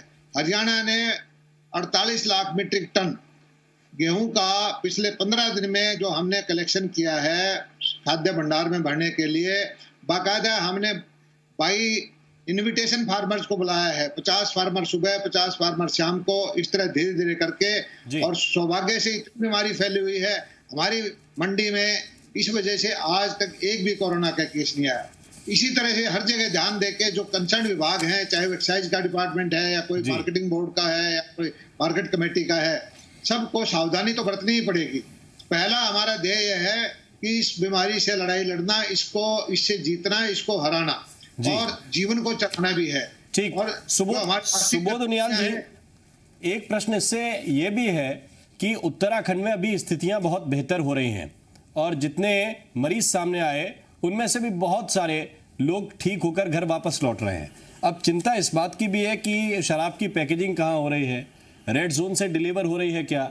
इन चीजों के जरिए क्या कोरोना फैलने का संकट आपको दिखता नहीं है? देखिए, निश्चित रूप से जिस तरह से हम लोगों ने एहतियात बरती और आज हम देश के उन चुनिंदा राज्यों में जिन्होंने शुरुआती तौर पर इसको कंट्रोल करने में सफलता पाई, हमारे अगर आप देखेंगे तो 13 में से 9 जनपद तो हमारे ग्रीन जिले घोषित हुए हैं और उसके अलावा एक जिला हमारा अभी रेड उसमें है। लेकिन जो आपने संभावना पकड़ की, इसकी गुंजाइश हो सकती है, क्योंकि लेकिन इसलिए हम लोगों ने ये निर्णय लिया कि जितने भी बाहर से लोग आ रहे हैं पहले उनका मेडिकल टेस्ट कराने के बाद अगर थोड़ा भी उनमें लक्षण दिखेंगे तो उनको इंस्टीट्यूशनल क्वारंटाइन करेंगे और अगर लक्षण नहीं है तो वो फिर भी होम क्वारंटाइन रहेंगे। तो इस क्योंकि देखिए 40 दिन की जो पूरी एक्सरसाइज है, अगर इस जो बाहर से लोग आ रहे हैं इससे अगर एकदम इस पर खतरे की आशंका बन जाए तो ये एक्सरसाइज बेकार चली जाएगी। इसलिए हमारा प्रयास ये रहेगा कि हम जो जितने भी लोग बाहर से आए हैं उनका बाकायदा मेडिकल टेस्ट करने के साथ साथ उनको किस तरह से हम लोग उसके बाद होम क्वारंटाइन कर, क्योंकि आज अगर आप देखेंगे तो जितना चिंता आपको हमें, इससे ज़्यादा चिंता आज गाँव के लोगों को गई है। उसी किसी भी गांव में कहीं बाहर से कोई व्यक्ति आ रहा है तो गांव के लोग पुलिस को फोन कर रहे हैं, मुझे फोन करते हैं, प्रशासन को फोन करते हैं कि साहब बाहर का आदमी आ गया, इससे हमें खतरा है जी, जबकि उसी गांव का रहने वाला है। एक ब्रेक लेना पड़ेगा गांव का जनता के अंदर अवेयरनेस लाने का। उनियाल साहब, एक ब्रेक लेना पड़ेगा। दीप मल्होत्रा साहब जुड़े हुए हैं। दीप मल्होत्रा साहब, आपके पास हम तुरंत लौट रहे हैं कि आपकी चिंता भी जायज है कि आपने पैसा लगाया है, व्यवस्था की है, सरकार को रेवेन्यू दिया है, आपने इतना बड़ा पूरा एक रेवेन्यू आपको जुटाना पड़ेगा। लेकिन हमारी चिंता यह है कि सोशल डिस्टेंसिंग का पालन कैसे होगा, कैसे कोरोना को हराने के लिए जो 45 दिन से कवायद चल रही है उस पर कहीं ऐसा तो ना हो कि जो इस तरह के जो कारोबार है वो चोट कर दे। फिलहाल एक ब्रेक लेते हैं, ब्रेक के बाद फिर लौट रहे हैं। हमारे साथ सारे मेहमान बने हुए हैं। दलाल साहब, आपसे पूछ रहा हूं कि जो दीप मल्होत्रा साहब की चिंता है, ये चिंता तो पूरे देश में सारे जो लेकर से जुड़े हुए, व्यवसाय से जुड़े हुए लोग हैं उनकी चिंता है। आप उनकी चिंता कैसे हल करेंगे और अपने खजाने की चिंता कैसे करेंगे? मल्होत्रा साहब की जो चिंता है कि व्यवसायी के तौर पे इन्होंने अपना पक्ष रखा है कि इन्होंने ठेके ले चुके हैं, ये पैसा जमा करा चुके हैं और पंजाब सरकार को से इनकी जो समस्याएं हैं, हमारी सरकार का विषय तो इसमें नहीं है। लेकिन ये जरूर है कि ये शराब का अकेला टैक्स का ही मामला नहीं है, सोशल इशू भी है। हमने पहले भी हरियाणा ने एक बार शराबबंदी की थी, लेकिन दोबारा उसको खोलना पड़ा और जिन प्रदेशों में शराबबंदी है वहाँ पर भी पूरी तरह से उसको कामयाब नहीं कर पाए। लेकिन एक चीज़ जरूर है कि शराब के ठेके खोलने से पहले स्ट्रिक्ट गाइडलाइन हो कि भाई मॉनिटरिंग की करे हमारा प्रशासन, पुलिस का आदमी, कि पूरी तरह से सोशल डिस्टेंसिंग का पालन हो रहा है, नहीं हो रहा है। और जो शराब के साथ आते होते थे वो नहीं खुलने चाहिए। कोई शराब लेके चला जाए और अपने घर में बैठ के पिए, ऐसी व्यवस्था हरियाणा सरकार को करेंगे। हम कोशिश करेंगे कि इस तरह की व्यवस्था हो और जब तक ये बीमारी है हम भीड़ भाड़ होने से बचने की पूरी कोशिश करेंगे। और हरियाणा में कोरोना का बहुत बचाव रहा है। आज से एक हफ्ता पहले तो ये पोजीशन थी कि हमारा जो रिकवरी रेट था, ठीक होने वाला 72% था, लेकिन हमारा बॉर्डर दिल्ली के साथ लगता है। सोनीपत में, फरीदाबाद में, गुड़गांव में एकदम से इतना स्पर्ट आया है कि हमारा जो है फिर हमें सख्ती करनी पड़ रही है बॉर्डर पे। बहुत सारे जो हमारे कोरोना के पेशेंट हैं दिल्ली से चल के, सब्जी मंडी से चल के किसी वजह से हमारे यहाँ आ गए हैं, और हमारी जो पुरानी मेहनत थी कि ऐसा लगता था कि हम पूरी तरह इसको कंट्रोल कर पाएंगे, एक बार हमें झटका लग गया है। जी, हरीश दिवेकर भी हमारे साथ हैं।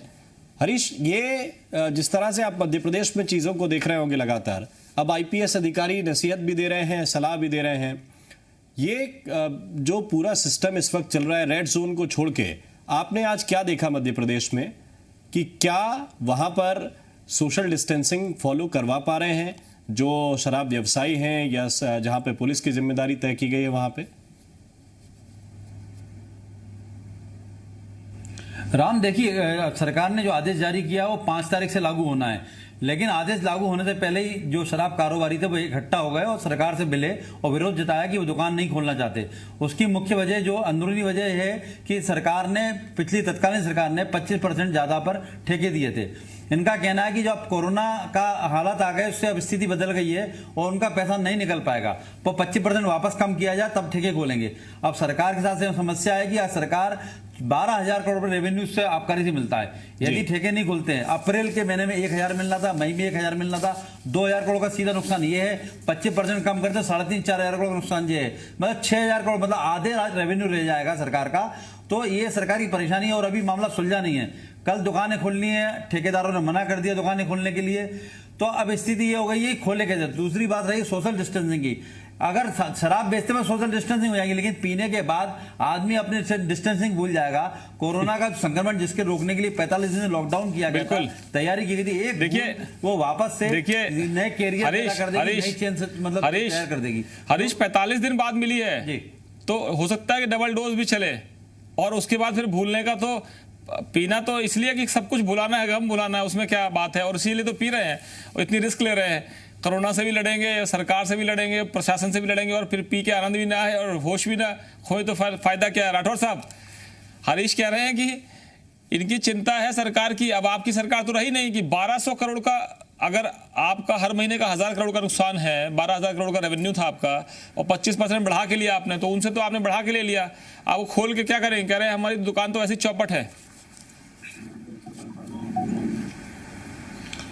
देखिए, इस बात से मैं सहमत हूँ, क्योंकि मैंने पैसा तो बढ़ाया था, पहली साल भी बढ़ाया, दूसरी साल भी बढ़ाया, और मेरा मानना यह था कि शराब पीने पे थोड़ा सा रोक भी लगे और सरकार का राजस्व भी बढ़े, और राजस्व बढ़ा भी था। लेकिन अब जो वर्तमान की परिस्थिति है, कोरोना के कारण जो स्थिति बनी है, ठेकेदारों का पक्ष भी अपनी जगह सही है, क्योंकि उनका पैसा तो नहीं निकल सकता। अब सरकार को ये निर्णय करना है कि किस तरीके से उनको कहीं ना कहीं मदद उनको भी करें। और मेरा केवल 2-3 बातें मैं आपके बीच में कहना चाहता हूं। नंबर 1, धनबल और जनबल, जो आपने शब्द आप यूज कर रहे थे, सरकार, केंद्र सरकार का भी शुरू से मानना ये रहा कि उसने जनबल की तरफ ध्यान दिया। हमारा नुकसान हुआ, स्टेटों का नुकसान हुआ, केंद्र का नुकसान हुआ, लेकिन पहली प्राथमिकता थी कि हमें अपने नागरिकों को सुरक्षित रखना है, देश को सुरक्षित रखना है। जब इतना दिन, 40 दिन, 45 दिन हमने गुजार लिए, तो 17 तारीख में दिन कितने बचते थे? कम से कम 17 तारीख तक इस पर इंतजार हम कर सकते थे। अगर हमें शराब के व्यवसाय से नुकसान हुआ, तो पर्यटन का क्षेत्र भी ऐसा है जिसकी वजह से भी बहुत नुकसान पूरे देश को हुआ जी, तो उसके ऊपर भी फिर हम विचार कर सकते हैं। तो ये हमें ध्यान देना चाहिए था। मेरा मानना यह है कि 17 तारीख के बाद इसको धीरे धीरे आप खोलने का काम करें, सोशल डिस्टेंसिंग की आप व्यवस्था करें। जो मजदूर हमारे उधर उधर फंसे हैं, प्राथमिकता के आधार पर केवल बातें करने से नहीं, बातें तो मैं भी रोज टीवी पे सुन रहा हूं कि सब व्यवस्था हो गई है, कि वो बेचारे नासिक से लेके ट्रेन से लाया जाता है, कहा यह जाता है कि हम फ्री में ला रहे हैं, लेकिन वो अपने टिकट दिखाते हैं कि 300 रुपए का टिकट था, 315 रुपए सबसे चार्ज हुआ है। सोनिया गांधी जी अगर बोलती हैं तो अब विरोधाभास शुरू हो जाता है। लेकिन इनसे हमें इन मजदूरों का ध्यान रखना पड़ेगा, क्योंकि ये हजारों की संख्या में, आज अलवर से थोड़ी देर पहले ही मेरे फोन आ रहा था कि साहब हमारे पास अगर रेलवे कह रहा है कि 85% हम दे रहे हैं, 15% स्टेट को चार्ज कर रहे हैं, तो मजदूरों से तो पैसा नहीं ले रहे, वो कह रहे हैं। नहीं, मेरा एक मिनट, मैं पूरे अपना सेंटेंस पूरा कर लूं जी। नहीं, एक सेकंड, मैं पूरा सेंटेंस कर दूं। नहीं, वो पैसा जो है किराए का पैसा तो उन्होंने पूरा दिया है। जो मजदूर बाहर फंसे हैं उनको पैसा देने की आवश्यकता है। हमारे मुख्यमंत्री जी ने कहा कि 1,000 रुपए हम भेज रहे हैं, लेकिन आज ही मैंने 1,000 लोगों की लिस्ट सौंपी है जिनको एक पैसा आज तक नहीं मिला, वो वहां पे फंसे हैं और भूख से कगार के ऊपर खड़े हैं। तो मेरा ये कहना है कि केंद्र सरकार जो पैसा है, जीएसटी का पैसा जो राज्य का हिस्सा है, मैं खुद जब मंत्री था, मैं एक बार नहीं कई जीएसटी काउंसिल में देश की फाइनेंस मिनिस्टर्स के साथ मिला। पंजाब के आपके ही जो है वो फाइनेंस मिनिस्टर हमारे साथ रहे और भी कई प्रदेशों के, हम लोगों ने सामूहिक रूप से बात रखी, लेकिन कभी भी जीएसटी का पैसा राज्यों को समय से नहीं मिल पाया। आज भी मैं आपके माध्यम से कह रहा हूं, भले ही मैं पूर्व हूं, लेकिन राज्य का हित हमारा हित है।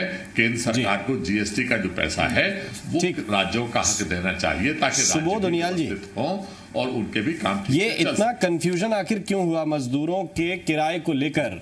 और सोनिया गांधी ये कह रहे हैं कि जब इतना पैसा 151 करोड़ रुपए रेलवे केंद्र को दे सकता है, पीएम फंड में दे सकता है, तो फिर मजदूरों से चार्ज क्यों किया गया? ये आरोप कांग्रेस पार्टी ने लगाया। ये कंफ्यूजन क्यों हुआ? बाद में रेलवे को सफाई देनी पड़ी।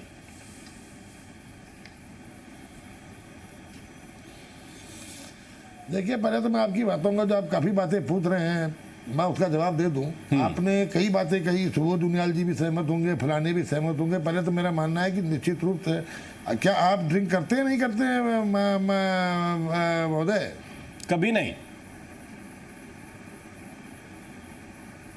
चलिए, अच्छी बात है, बहुत बढ़िया बात है, साधुवाद है आपको। लेकिन मेरा ये मानना है, देखिए, सरकार की जिम्मेदारी सोशल सेक्टर की हमारी जितनी योजनाएं हैं उन योजनाओं में प्रभाव न पड़े, उन प्रभावी ढंग से सोशल सेक्टर की योजनाओं को हम करते रहे। आप देख रहे हैं, हमने डेवलपमेंट की तकरीबन जितनी योजनाएं जो थी, जो सोशल सेक्टर से नहीं जुड़ी हुई है, उनको स्थगित करने का निर्णय लिया है। आज सबकी सबसे बड़ी जिम्मेदारी ये है कि हम सोशल सेक्टर को किस तरह से खड़ा कर सके, स्वरोजगार की संभावनाओं को किस तरह बढ़ा सके। और तकरीबन हर राज्य की स्थिति है कि लाखों लोग रिवर्स माइग्रेशन पे आए हैं। आज हम उन सब के लिए किस तरह की योजना बने, किसानों को किस तरह से कितनी ज़्यादा से ज़्यादा छूट दिया सके, इस पर हम लोगों ने काम किया। और कहीं भी उसको हार्वेस्टिंग से लेकर के विपणन तक उसकी कोई समस्या ना हो, इसको इंडस्ट्रीज को लेकर के तमाम हम उसको रिलीफ देने जा रहे हैं। तो ऐसी स्थिति में निश्चित रूप से सरकार राजस्व से चलती है। और खासकर हिमालयन स्टेट हमारे जैसे राज्य हैं जी, 18,000 का हमारा टोटल रेवेन्यू रिसीट है जी। और उस 18,000 में भी माइनिंग बंद पड़ी है, एक्साइज बंद है, प्रोडक्शन बंद है, डिमांड और सप्लाई का पूरा आपका देखिए ग्राफ डगमगाया हुआ है। ऐसी स्थिति में सोशल सेक्टर की आवश्यकताओं को पूरा करने के लिए सरकार को राजस्व की आवश्यकता तो पड़ती ही है। तो ये मेरा ये मानना है कि ये निश्चित आपका ये बात सही है कि फिजिकल डिस्टेंसिंग के जो सलाह है उसका पूरी तरह से परिपालन किया जाना चाहिए। आज मैं आपको बताना चाहता हूँ कि देहरादून में भी एक सड़क दुकान सुना जो हमारी ईसी रोड की थी, और हल्द्वानी में तो वहां पर डिस्ट्रिक्ट मजिस्ट्रेट ने कई दुकानों को बंद करने का आदेश कर दिया कि वो नहीं खुलेंगी।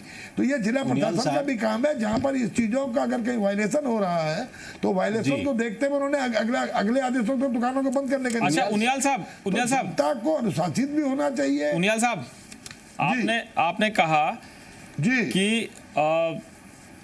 ये रेवेन्यू का बड़ा सोर्स है और हमको सोशल जो हमारी स्कीम्स हैं उन पर हमको फोकस करना पड़ेगा, कि जनता के लिए बहुत धन की जरूरत पड़ती है। आपको जीएसटी से आपको जो शेयर मिलेगा उसमें भी रेवेन्यू लॉस होगा, क्योंकि तो फिर आप क्या चाहते हैं, आप क्या सलाह देंगे? थोड़ी थोड़ी पिया करो या थोड़ी ज्यादा पिया करो? जब आप नहीं पीते तो मैं सलाह दूंगा ना पिया करो। देखिए, हम तो दोनों नहीं पीते, हम तो ना तो मेरे सहयोगी राम पीते हैं ना मैं पीता हूं। तो लेकिन आप जो रेवेन्यू बढ़ाना चाहते हैं, तो दीप मल्होत्रा साहब चाहते ज्यादा पिए, राठौर साहब ने तो कहा कि मैंने रेवेन्यू बढ़वाने के लिए कर दिया था कि ताकि रेवेन्यू बढ़े और जनता कम पिए। एक आध दो पैक पीना शुरू कर लें, आप भी अगर एक आध दो पैक पीना शुरू कर ले तो रेवेन्यू आपकी सरकार को भी मिलने लगेगा, केजरीवाल जी बड़े खुश होंगे। देखिए, प्रश्न ये नहीं है, किसी चीज इन चीजों को लेकर के बहुत गंभीरता से हटना नहीं चाहिए। आज जो कोरोना संकट की जो गंभीरता है जी, देश की आर्थिक का, प्रदेश की आर्थिक स्थिति का पूरा। अच्छा, कौन खत्म कर रहा है? ग्लोबल इकोनॉमी पर उनियाल साहब ये बता दीजिए, खत्म कौन कर रहा है? जी, मीडिया खत्म कर रहा है गंभीरता को, विपक्ष खत्म कर रहा है, मजदूर खत्म कर रहा है, या जो शराब पीने वाले वो खत्म कर, खत्म कौन कर रहा है? तो फैसला तो आप ही को करना है, सरकार आप चला रहे हैं। गंभीरता सर, हम तो दर्शक हैं, हम तो फैंस पर बैठे हुए दर्शक हैं, मैच तो आप खेल रहे हैं, खिलाड़ी तो आप लोग हैं। नहीं देखिए, मैंने आपसे कहा ना, सरकार में कभी विपक्ष बैठता है, कभी हम बैठते हैं। सवाल यह है कि जो आम जन की सामाजिक क्षेत्र की जो आवश्यकताएं हैं, उन आवश्यकताओं की पूर्ति होती रहे। जो हमारा सोशल सेक्टर है, साथ साथ, क्योंकि देश की इकोनॉमी और प्रदेश की इकोनॉमी में कहीं ना कहीं भागीदारी हमारी होती है। इंडस्ट्रीज जो हमारी चल रही हैं, उनको किस तरह से हम सहूलियत दे सकें, चाहे पावर में, टैरिफ में हो, चाहे उनको अन्य। मेरे पास कल ही उत्तराखंड के उद्योगपतियों का एक प्रतिनिधिमंडल आके मिला और उन्होंने अपना जो डिमांड लेटर दिया, उसमें कम से कम 12-14 उनकी अच्छी डिमांड्स हैं, जिनको मैं समझता हूं, जो मुझे एक व्यक्ति के तौर पर, अगर मैं सरकार में ना बैठा हूं तो उनसे इत्तेफाक करता हूं, लेकिन सरकार में बैठकर किस तरह आर्थिक संसाधनों को देखते हुए उन पर निर्णय लेना है, ये एक दूसरा पहलू है। लेकिन हमें हर वर्ग की सुविधाओं को ध्यान में रखते हुए, यही बेबाकी है उनियाल साहब, इसी के लिए आप जाने जाते हैं। किसी भी सरकार की, उनियाल साहब, आपकी बेबाकी के लिए आप जाने जाते हैं, और हम चाहते हैं कि आप ऐसे ही रहें। जनता आपको ऐसे ही पसंद करती है, क्योंकि जिस बेबाकी से आप बात करते हैं वही जरूरी है राजनीति में। पार्टी एक मजबूरी है, संगठन में रहना एक व्यवस्था है, उसके हिसाब से आपको चलना पड़ेगा, लेकिन ऐसे भी राजनेता चाहिए। दलाल साहब और दीप मल्होत्रा साहब, दलाल साहब आपकी चिंता है खजाना, दीप मल्होत्रा साहब की चिंता यह है कि सरकारों ने रेवेन्यू बढ़ाने के लिए हमको लंबी चौड़ी एक वो थमादी के साथ रेवेन्यू बढ़ाई है। उनको किसी को पता नहीं था, आपको भी पता नहीं था कोरोना आएगा। अब बताइए कि दीप मल्होत्रा साहब की चिंता यह है कि मैंने तो रेवेन्यू कमिट कर दिया साहब सरकार को, अब मैं तो चाहता हूं कि ज्यादा पिए, थोड़ी थोड़ी ना पिए, ज्यादा पिए। राजनेता की तरह नहीं बोल रहे हैं, क्योंकि वो व्यापारी है, इस समय उनका पक्ष दूसरा है। जी मल्होत्रा साहब आप बता दीजिए, फिर दलाल साहब आपको जवाब देंगे। नहीं, मैं तो सर ये कह रहा हूँ कि एक ह्यूमन ग्राउंड के ऊपर सब सरकारों को सोचना चाहिए कि अगर कोई कॉन्ट्रैक्ट उस समय हुआ है कि जब लोगों को ये नहीं पता था कि ये कुदरती आपदा अपने कंट्री पे आ जाएगी, जबकि बाहर के मुल्कों में पहले आई हुई थी, तो अब एज एक हमें भी पार्ट समझ के गवर्नमेंट का कि उसको कंसिडरेशन करना चाहिए कि जो एक्चुअल लिफ्टिंग लिकर की हो उसमें गवर्नमेंट अपना रेवेन्यू कलेक्ट करे। और जहां तक गवर्नमेंट को लिकर की बात है, देखो हम एक तरफ तो 21वीं सदी डेवलप्ड कंट्री सारी चीजें करते हैं, ये लिकर के ऊपर एक ऐसी स्टिग्मा है कि आप कहते हो कि लिकर को जी नहीं होनी चाहिए, इसको नहीं पी। लिकर जिसको अच्छी लगती है वो अपनी व्यवस्था के मुताबिक जरूर पिए। आफ्टर ऑल गवर्नमेंट को रेवेन्यू भी चाहिए, लेकिन एक लोगों के लिए आज इतना बड़ा इतना वर्क करते हैं लोग, उस टेंशन को रिलीव करने के लिए भी ये चीज एक है। और सब आदमी अगर अपनी खुशी से कोई लेते हैं तो मुझे लगता नहीं है कि इस बात पे अब जाना चाहिए, क्योंकि कई बार करप्शन की बातें हो चुकी है और सब फेलियर हुई है। और आज भी जो हिंदुस्तान में 1-2 स्टेट्स है उनमें कोई चीज नहीं है। आज जितनी भी कंट्री में सारी चीजें ये चल रही हैं, गवर्नमेंट को पॉजिटिव थिंकिंग लेके चलना चाहिए, रेवेन्यू की तरफ ध्यान जरूर देना चाहिए, लेकिन इंडस्ट्रीज की तरफ भी जरूर होना चाहिए। इंडस्ट्रीज को, व्यापारी को एक अच्छे नजरिए से देखना चाहिए। ये हमारी एक कलेक्टिव एजेंसी है जो 6,200 रुपया पंजाब गवर्नमेंट को इकट्ठा करके देती है।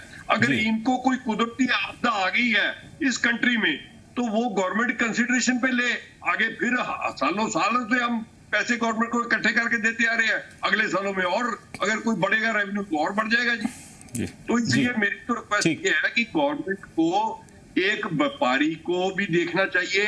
ये जो आज प्रॉब्लम है कि लॉकडाउन 40 दिन के बाद खुला है, इसलिए इतनी ज्यादा चीजों की दिक्कतें आ रही हैं, उसके लिए पंजाब के पास 2-3 दिन का जो समय है, हम उसको वचनबद्ध तरीके से व्यवस्थित करेंगे ताकि लोग सोशल डिस्टेंस का मेंटेन कर सके और ये प्रॉब्लम इतनी ज्यादा ना कभी आए। जी तो मैं दलाल उसमें होंगे, ठीक, बिल्कुल सरकारों के दलाल साहब होना चाहिए, इसके रेवेन्यू का एक बड़ा पार्ट है।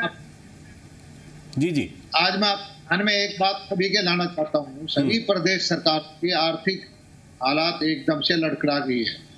सब प्रदेश सरकारों का जो रेवेन्यू मान लीजिए 100 रुपये होता था, उसमें से 70 रुपये तो सैलरी में चला जाता था, 70-75 रुपये, 20-25 रुपये डेवलपमेंट के लिए, सोशल सर्विसेज के लिए, सोशल प्रोग्राम के लिए इसलिए खर्च होता था। लेकिन पिछले 2 महीने में हमारे जो ध्यान में है, चाहे वो पंजाब की सरकार हो, राजस्थान की हो, हिमाचल की हो, या हरियाणा की हो, या दिल्ली की हो, 15% रेवेन्यू आया है। सरकारों के पास सैलरी देने का पैसा नहीं है और सारा बोरो करके सैलरी दे पाए हैं। और उनको सरकारों को ये अधिकार है कि लोग जनहित के देखते हुए अपने जो योजनाएं किसी तरह से बनाएं कि टैक्स कलेक्शन की सर्वाइव करना भी आज के दिन में वो बहुत जरूरी है। किसी को नहीं पता था कि ऐसी हालत आएगी, किसी ने नहीं सोचा था कि एकदम से सारे देश के काम धंधे सब, हवाई जहाज, ट्रेन, कॉलेज, स्कूल, हॉस्पिटल सब एकदम से हॉस्पिटल को छोड़ के बंद हो जाएगा। रेवेन्यू के सोर्स जो है सारे एकदम से बंद हो गए हैं। तो धीरे धीरे करके सोच विचार करके सरकारों को रेवेन्यू बढ़ाना पड़ेगा और इस आपदा की घड़ी में खर्चा भी सोशल सर्विसेज पे, सोशल सिक्योरिटी पे, समाज की जो जन उपयोगी योजनाएं हैं उन पर खर्चा करना पड़ेगा। खर्चा तभी करेंगे जब कहीं ना कहीं से उनके पास पैसा आएगा। सरकारों के पास भी एक वो बड़ा जो है गंभीर चुनौती है और धीरे धीरे करके विचार करके सभी सरकारों को, इसमें एक पार्टी की सरकार का मुद्दा नहीं है या हरियाणा या पंजाब या अकेले किसी 1-2 प्रदेश का नहीं है। आज सारे देश की सरकारों का, प्रदेश की सरकारों का ये हाल है और भारत सरकार का भी यही हाल है। उसके पास भी जो है जीएसटी के कलेक्शन होता था, जब कोई काम धंधे चल ही नहीं रहे तो उसके पास कहाँ से जीएसटी आएगा और कहाँ से प्रदेश को जीएसटी का शेयर आएगा। तो इस वक्त मुद्दा ये है कि किस तरह से सही रास्ते से बगैर जनता को ज्यादा तंग किए इस तरह से धीरे धीरे करके टैक्स की कलेक्शन करते हैं। जी मल्होत्रा साहब, मल्होत्रा उनमें दुकानें ना खुले या होम डिलीवरी की तरफ, ये सर्विसेज की तरफ ना जाए कि हम फ्री होम डिलीवरी कराएं। इस तरफ आज के कोरोना के टाइम पे ये होम डिलीवरी की सिस्टम नहीं होना चाहिए और ना ही ये ठेके रेड जोन में है वो खुलने चाहिए ताकि कहीं ऐसा ना हो कि इसका कभी कल कोई नुकसान हो जाए। जी हरीश, जो सबसे इंपॉर्टेंट बात जेपी दलाल साहब ने कही है वो ये कही है कि सरकारों के पास सैलरी देने के लिए पैसे नहीं है और वो बोरो कर रही हैं, वो कर्ज लेकर सैलरी बांट रहे हैं। एमपी की सरकार गले तक कर्ज में डूबी हुई है, चाहे पिछली सरकार का हाल रहा हो, इससे पहले शिवराज सिंह चौहान खुद लगातार 15 साल तक रहे हैं तो उन्होंने 3 टर्म संभाले, चौथे टर्म वो फिर आ गए हैं। आज के हालात में मध्य प्रदेश सरकार की स्थिति ये है कि उनके पास अपने फंड मैनेज करने की व्यवस्था नहीं है और उन्होंने भी कर्ज लेकर ये सब काम किया है। ऐसे ही मुश्किल वहां पर भी है, संकट खड़ा है। बिल्कुल, यहाँ संकट की स्थिति बनी हुई है। वेज एंड मीन्स की स्थिति भी निर्मित हो रही है। वेज एंड मीन्स का मतलब हो गया 5 से 7 दिन के लिए आरबीआई से पैसा उठाना पड़ता है जिससे कि वेतन भत्ते बांटे जा सकें। वो स्थिति निर्मित हो गई है और जीएसडीपी का 3.5% पूरा जो बोरो किया जा रहा है, लोन लिया जा रहा है और राज्य सरकारों ने, मध्य प्रदेश सरकार भी शामिल है, उसमें केंद्र सरकार से अनुमति मांगी है अतिरिक्त कर्ज ले सकें। अभी पिछले सरकार में कमलनाथ सरकार का ही लिया तो 19-24 करोड़ का कर्जा लिया था। इसके पहले अभी तक टोटल 2-2.25 लाख करोड़ का कर्जा है। इतना बजट नहीं है, 1.5 लाख करोड़ का बजट है सरकार का, मध्य प्रदेश सरकार का, और 2.25 लाख करोड़ का लगभग कर्जा है। मतलब प्रति व्यक्ति जो है कर्जे में है, लंबे चौड़े कर्जे में प्रति व्यक्ति अगर निकालेंगे तो, और स्थिति और गंभीर हो गई है। अभी आप बात करें माइनिंग, तो माइनिंग का ठेके से वो उलझ गए, आबकारी ठेके उलझ गए, रेवेन्यू को जो रजिस्ट्री होती प्रॉपर्टी वो उलझ गई, तो राज्य सरकार के खुद के रिसोर्सेज हैं वो सब उलझ गए। पेट्रोल डीजल, लॉकडाउन में पेट्रोल डीजल का रेवेन्यू आता वो उलझ गया, तो राज्य सरकार के रिसोर्सेज जो थे टोटल ब्लॉक हो गए। जीएसटी की बात करें तो उद्योग ने जीएसटी केंद्र से भी राहत नहीं आनी, तो आने वाले समय जो राज्य सरकार के लिए काफी मुश्किल भरे होंगे। वन विभाग के जो पेड़ों की कटाई से रेवेन्यू आता वो रुक गया, जितने राज्य के अपने रिसोर्सेज थे वो साहब गए और केंद्र से जीएसटी वो रुक गई, तो आने वाले रिसोर्सेज में वेतन भत्तों में कटौती होना है। राठौर साहब से पूछ लेते हैं। राठौर साहब, खजाना खाली कर गए आप लोग 15 महीने में या पहले से खजाना खाली था? खजाना खाली नहीं कर गए थे, खजाना भरा था हम लोगों ने। आपको मैं जानकारी दे दूं, 1,75,000 करोड़ कर्जे के ऊपर हम लोगों को सरकार मिली थी। मैं अकेले अपने विभाग की बात करूं, मेरे उससे नहीं, आप आंकड़े निकलवा के देख लीजिए। अकेले अपने विभाग में 3,000 करोड़ रुपए का इजाफा मैंने किया था। 15% रिन्यूअल के लिए भारतीय जनता पार्टी की सरकार ने अगली सरकार के लिए निर्णय कर दिया था। जब मैं आया तो मैंने उसको 20%, 5% सीधा बढ़ाया था। अब की बार उसको 25% किया। तो ये बढ़ाने का काम हम लोगों ने किया था, रियायत देने का काम हम लोग। राठौर साहब, वक्त की कमी है। राठौर साहब, वक्त की कमी है, 20% वक्त की कमी है। एक आखिरी टिप्पणी छोटी-छोटी। मैं इसलिए राठौर साहब, एक आखिरी टिप्पणी सबसे छोटी-छोटी कि मजदूरों को लाने पर, मजदूरों के रिटर्न टिकट पर राजनीति और मय खाने पर एक नीति। मैं सबसे पहले शुरू करूंगा उनियाल साहब, मय खाने पर एक नीति, मजदूरों पर राजनीति। आपकी टिप्पणी 30 सेकंड।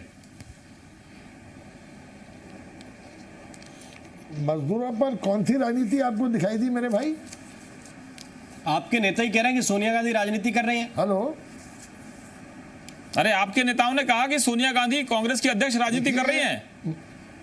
हम कहां कह रहे हैं कि राजनीति हो रही है? हम तो कह रहे हैं कि जो दिख रही है वो दिखा रहे हैं हम। मेरा इस समय सीधी सी बात ये कहनी है, देखिए कांग्रेस तो अब रिलेवेंसी ही कांग्रेस की खत्म हो रही है धीरे धीरे देश में। लिहाजा मैं तो कांग्रेस क्या कह रही है क्या नहीं कह रही है उस पर बहुत ज़्यादा रिएक्ट करता ही नहीं हूँ। लेकिन मेरा आपसे ये मानना है, इस समय कोई भी पार्टी हो, कोई भी व्यक्ति हो, चाहे वो सरकार में हो, सरकार के बाहर हो, आज उसकी जिम्मेदारी ये है कि वो इस लड़ाई से, जो कोरोना महामारी से संघर्ष में किस तरह जनता देश जीते और किस तरह कोरोना हारे, इसके लिए हर चीज़ों से ऊपर उठकर आज समाज के अंदर कमजोर वर्ग की मदद कैसे की जा सकती है, लोगों को जागरूक कैसे किया जा सकता है। दलाल साहब, जो राज्य की छोटी सी टिप्पणी, छोटी सी टिप्पणी जा सकता है। दलाल साहब, हर व्यक्ति को आज अपने सहयोग देने की आवश्यकता है। दलाल साहब, मजदूरों पर राजनीति क्यों और शराब पर एक नीति क्यों? हमने मजदूरों पे कोई राजनीति नहीं की। मजदूरों का जो अच्छी तरह देखभाल हरियाणा सरकार ने की है, उनका खाने पीने का ठहरने की बहुत अच्छी व्यवस्था की है। और हरियाणा सरकार ने सबसे पहले अपनी रोडवेज की बसों में बैठा कर बिहार और उत्तर प्रदेश तक हरियाणा के मजदूरों को छोड़ने का काम किया है। यहाँ तक जब दिल्ली में मजदूर निकले थे, बहुत सारे आ गए थे, तब भी हरियाणा सरकार ने 1000 बसें दी थी ताकि ये लोग अपने अपने घरों तक पहुंच जाए।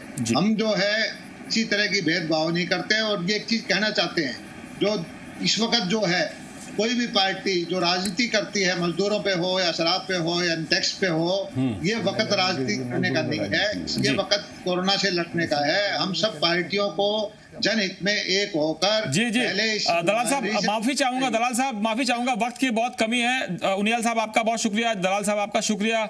और यहाँ से जो हमारे सहयोगी जुड़े हुए हरीश देवेकर, ब्रजेंद्र सिंह राठौर साहब, दीप मल्होत्रा साहब, आप सबका बहुत बहुत शुक्रिया। और हम इस चर्चा को यहीं रोकते हैं, उसके बाद खबरों का सिलसिला लगातार जारी।